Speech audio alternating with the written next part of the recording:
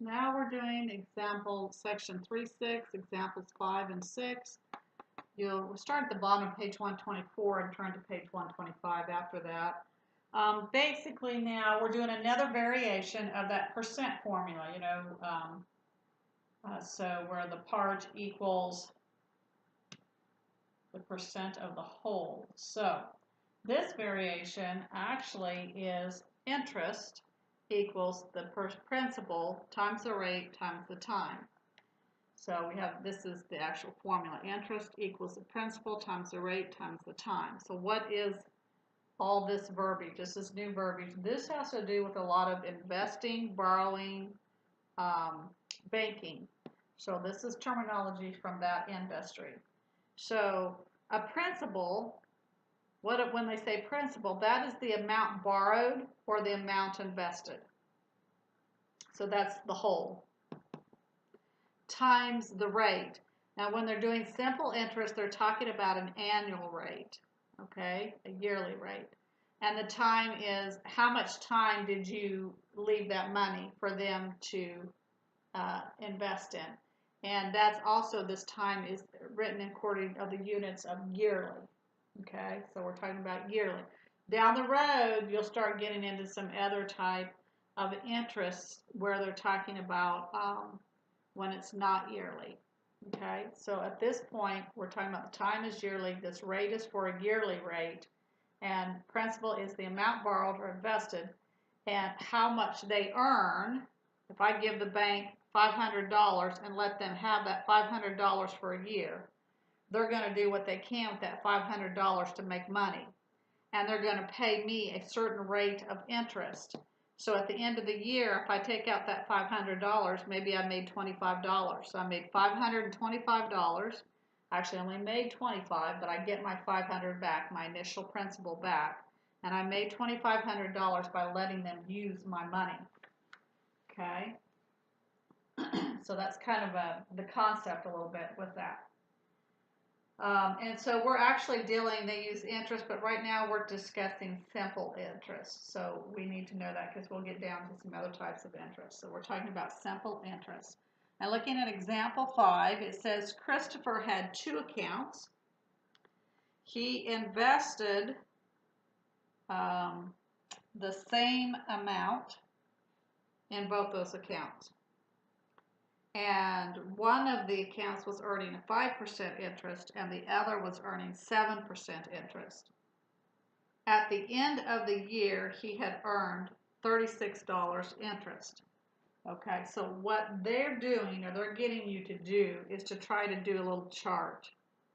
So basically in their chart, they're saying, okay, if you take the principal times the rate times the time, all right, you end up getting the interest.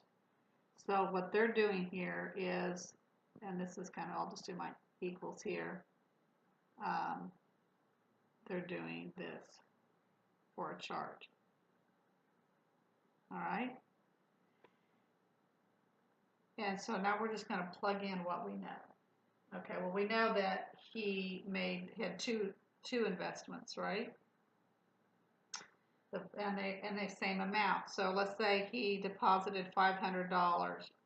He gave them each $500. So he invested the same amount. But the one particular investment was only making 5% interest, and I'm going to go ahead and put that as a decimal. And the other one was making 7% interest. He let them have that money for a year. So we put 1, that's the time. And that is going to give us, we want to find out the interest. So basically, remember our formula is you're multiplying those 3 things. That gives you the interest. So that would be like, and 1 times anything, by the way, 1 times anything is anything, right? So you can write this as or represent the interest as 0.05x and 0.07x. Okay, so there's our chart. And again, the question says, find out what he invested in each. And they tell you that he had earned, this was another given. The other given was that he had earned $36 interest at the end in the year between both accounts. Okay, so that's the information we have. So we know that if we take, this represents the interest, if we take this interest of the first account, right, and add it to the interest of the second account, that should equal the total amount of interest that he earned for the year. And now we're going to go ahead and work this out. You have a decimal, so we're back to doing what we've learned before. We want to get rid of our decimal, so we're going to multiply this whole equation by 100 to get rid of our decimals. So that moves that over, and we now have 5x, and we have to now distribute that out to this term, so we have 7x, and we need to distribute that out to the 36, and we now have 3600. And we no longer have decimals. We now simplify. 5x plus 7x is 12x. And we'll just continue solving. Once you've simplified, now you're ready to solve. So we're going to divide by 12.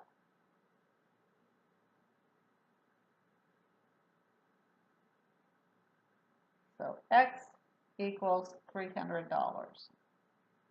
What does that $300 represent? How much he invested. So he invested 300 in this one and 300 in that. So this is the amount that he invested in both, in each account. All right, so remember that's the principal. So this is $300 in principal for each, or you could say the amount he invested.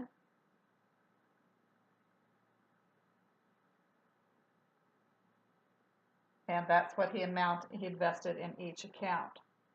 So let's go back. Did we answer the story problems question? Well, let's go back and look at example 5's question and say, did we answer? How much was invested in each account? Yep, he invested $300 in each account. Now, if they had said, how much did he invest total, then you would have had to take this 300 times 2 and say, well, he invested a total of $600.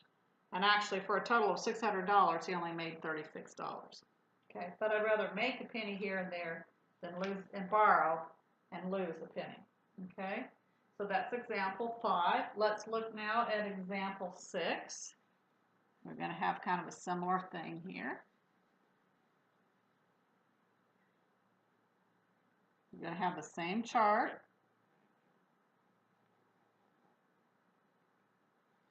I'm going to move this over just a little bit, because this time really doesn't quite change at this particular point, and our rate, I'm going to give me a little room for my principal here. All right. So Robert, on example 6, Robert borrowed. He's not investing. He's borrowing $500 with a simple interest rate of 6%. So he's borrowing, all right, at the simple interest rate of 6%. So that's what he borrowed. We don't know the time yet. We haven't got that far. And then 3 months later, he borrowed some more money. And he borrowed that $900 at the interest rate of 8%.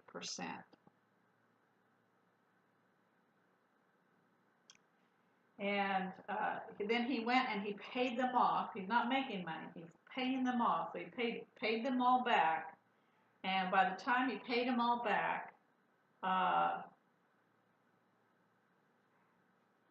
he had to pay $33 in interest. Okay? So he had to pay $33 in interest. Now think about that for a minute. Basically, he's borrowed a total of $1,400. He had to pay that $1,400 back, plus, in addition, he had to pay them $33. So he's not making money, he's losing money there at that point. So how many months did he borrow the money is the question. Now remember, this was 3 months later. Okay, so if he borrowed this, let's say X equals the time, because that's what we want to know. So he borrowed this for an X amount of time. And then 3 months later, right, because we don't know how long he let them use the money. 3 months later, he did this, but it's 3 months later, okay?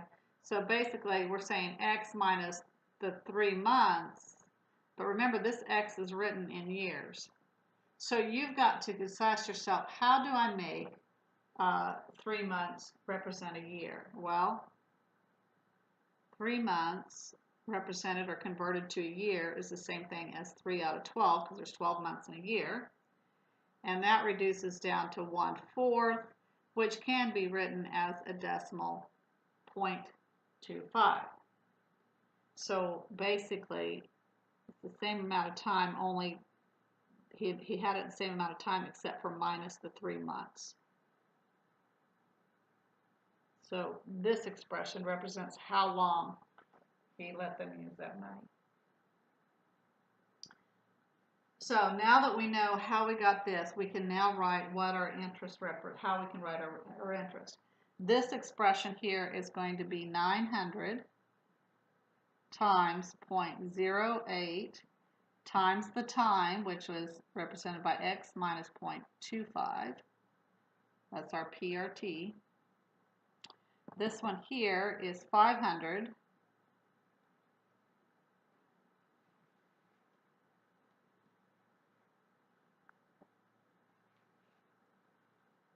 times 0.06 times X.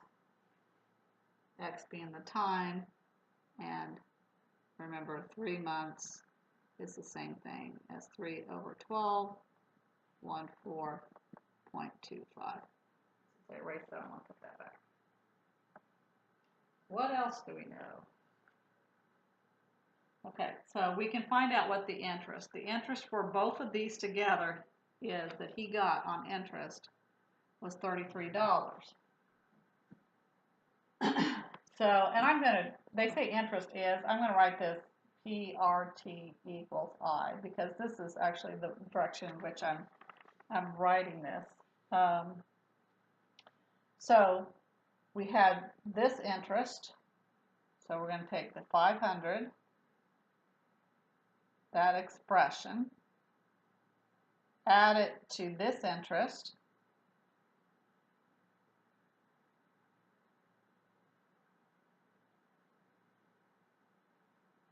right? That equals the total interest, which was $33.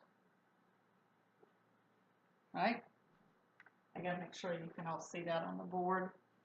Good, you can see the 33 if I come over, so I can go ahead and write that like that. Sometimes my board, I shift it. That's what these markers here are for, because I'm not sure how far you can see on the board from the camera. All right, so now we have an equation. We have one unknown, the x's, but we also have decimals. So I'm going to multiply, if you remember getting decimal, I'm going to multiply this whole thing by 100. When I do that, I end up with 500, and what that does is it changes this decimal to 6x plus 900. The 100 times this one, it makes this an 8, and this expression. And it does not affect this decimal here. And then 100 times this is 3,300. Okay, because we're distributing. So think about that. Now this might be confusing, but this is one term. So it's 100 times this term. So when you, and this is all being multiplied, so when you multiply it times this one number, it's like multiplying it times everything. Then it's plus, this is another term. This is your second term. So you're multiplying 100 times this term right here. So when I took the 100 times the 8, I've already done that. I can't do it again here because these are being multiplied.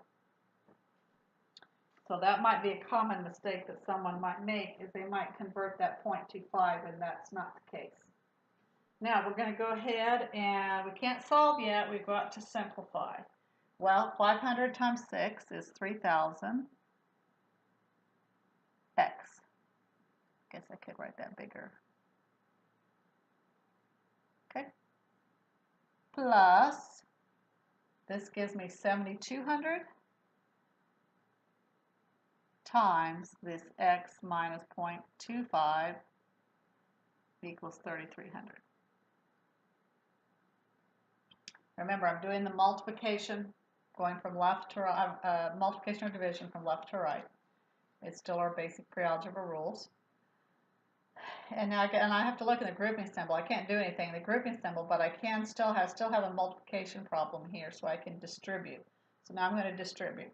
So I end up with 3,000 x plus 7,200 times x is 7,200 x, right?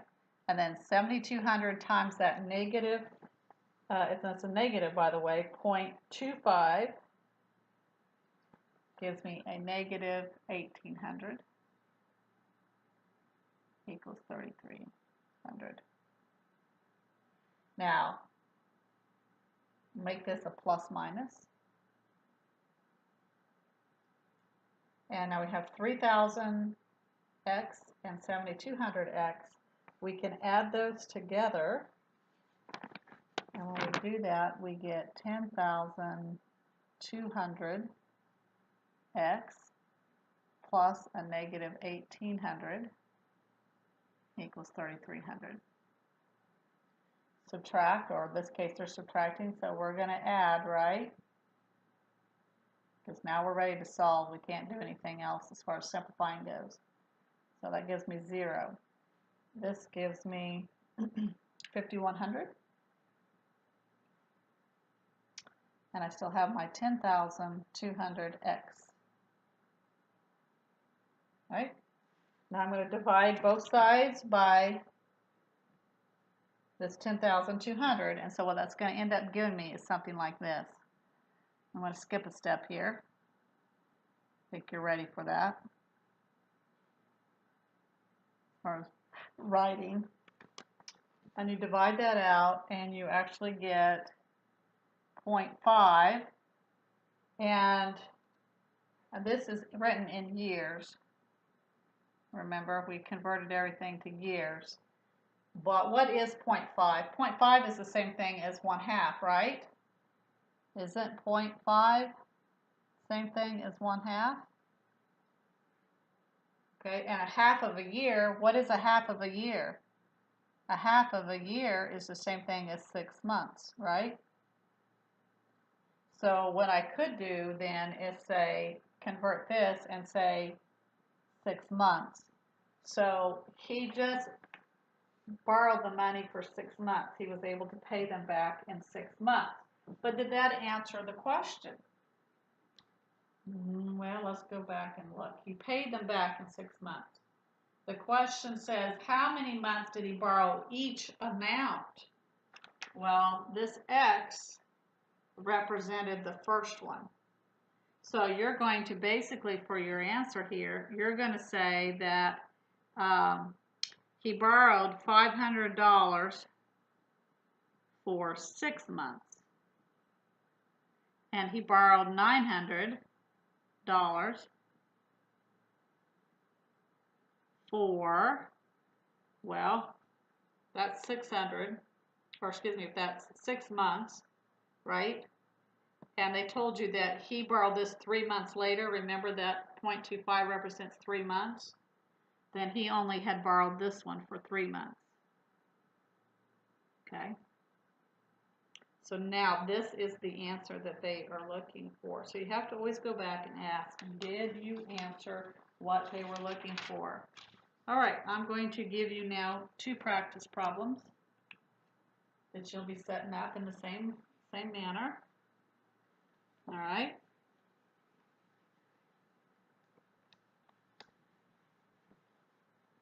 So we're using our same different concepts to solve and manipulate the numbers. We really actually have very similar formulas. It's just now we're learning new terminology that goes into those formulas, or that has similar formulas. So the first one I'd like you to do is this one.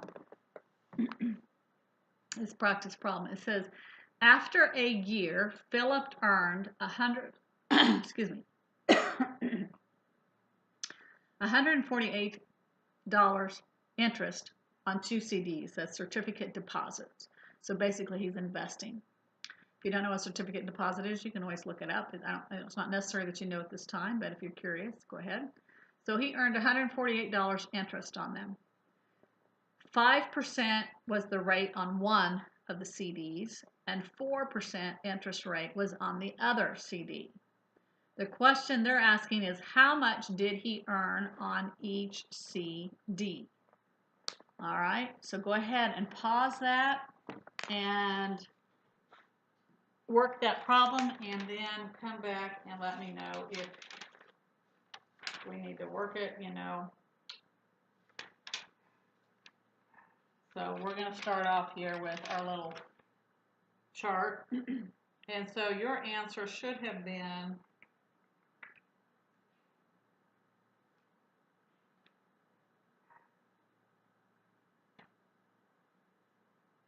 hopefully, if you got the correct answer, you should have gotten that he earned, or that he invested $2,000 at the 5% and $1,200 at 4%.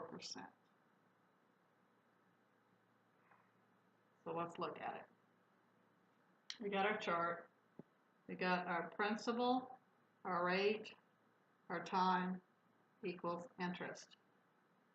Our principal was a certain amount, because that's what we're trying to find out. What did he invest in each? So we don't know that, but we do know the rate of the first one was 5.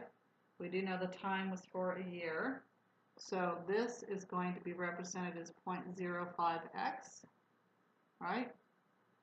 And then we know this one was at 0.04, again, a year. And we don't know, this is represented by x, but they did tell you one of the givens was 3,200, so they gave you this, right? The given was he invested a total of $3,200. So basically what you're saying is, in the first one he invested an X amount, the second one if he invested a Y amount, that total should be $3,200, right? So what we're going to do is let's solve for y here. And so I'm going to solve for y. When I do that, I get y equals 3,200 minus x. Now I have 2 expressions using the same variable. Because if we look at this, this was x amount, y amount. But y equals this, right? So that's how they came up with this chart. So this is going to be 0.04 times 3,200 minus x.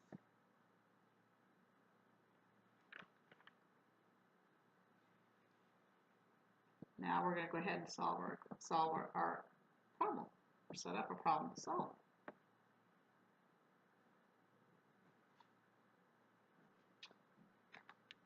So we know the other thing that they told you was the interest was, they told you that the interest here, they gave you that was 148. That was another thing that was given, all right? So if I take this interest here, 0.05x, add it to this expression that represents the interest,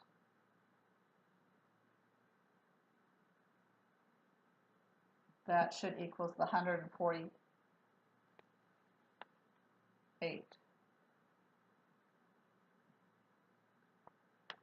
So we have to simplify before we can start solving. First thing I'm going to do is I'm going to multiply this whole thing by 100, right?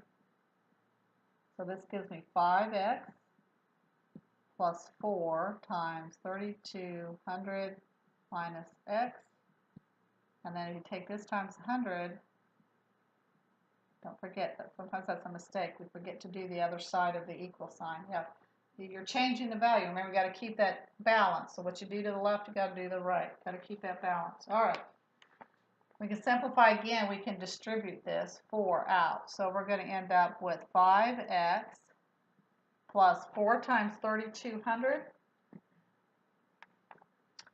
is 12,800, and then 4 times x is a negative 4x.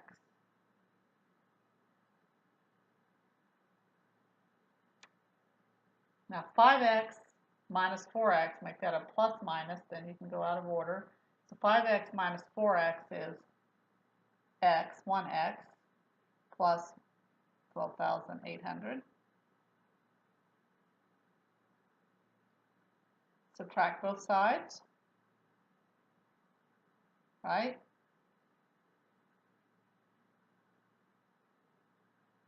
We end up with x, because this gives you 0, right?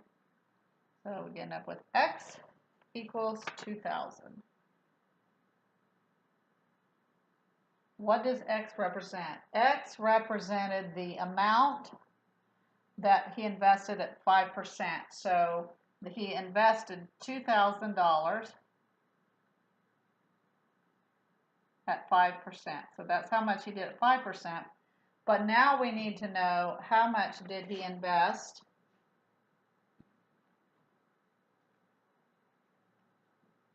at 4%.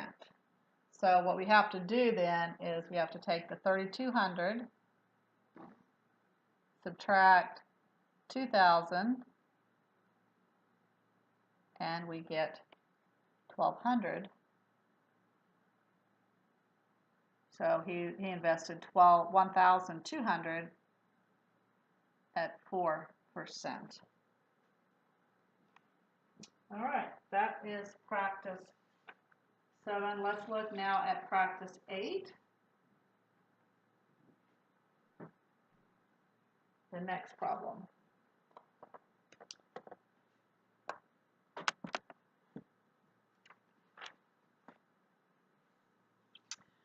So our next problem is different.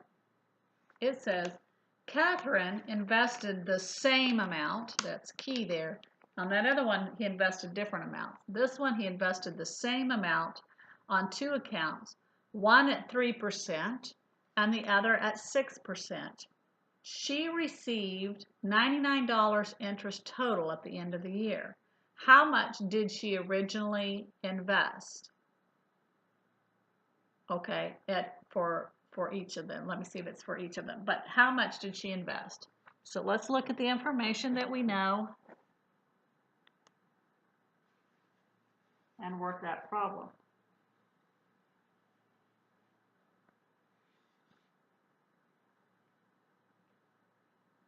So I'm going to go through it again.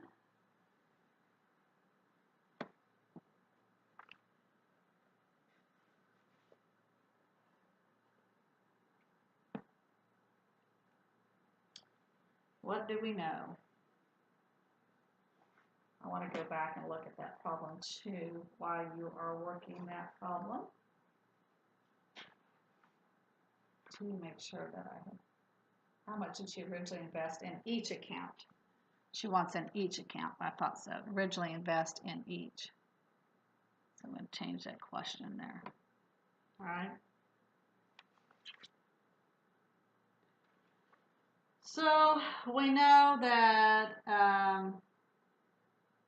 at the end of the year, she'd got a total interest of $99. We know she invested one at 6% and one at 3%. So 3% and one at 6% on 2 accounts. And here's the key. She invested the same amount. Okay. not difference amount. So we can let that be represented by the same, and it was all for a year. All right, so that's the information that we know.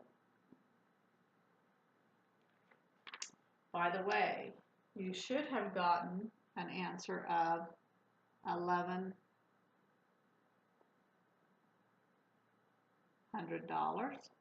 each. So we're going to work it. Let's see if you can get that. This interest is going to be expressed as 0.03x, and this one is 0.06x. I'm not ignoring my 1. Remember, 1 times anything is anything. So just realize I'm not ignoring that 1 at all. So this should have been a simpler one to set up. So you're going to take this interest that they earn, because that's what these represent, is the interest, plus this interest.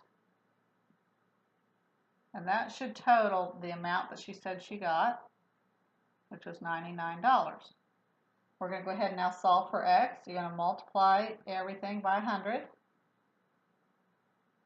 That makes that 3x plus 6x equals, don't forget, you're multiplying that 100 to the 99. Okay, that's a common mistake. But 6x plus 3x is 9x. You divide everything by 9, and you get x equals 1,100. What does that 1,100 mean? All right, that means, that stands for this, that means she invested $1,100. She invested that amount, 1,100, invested in each account. And that's your answer.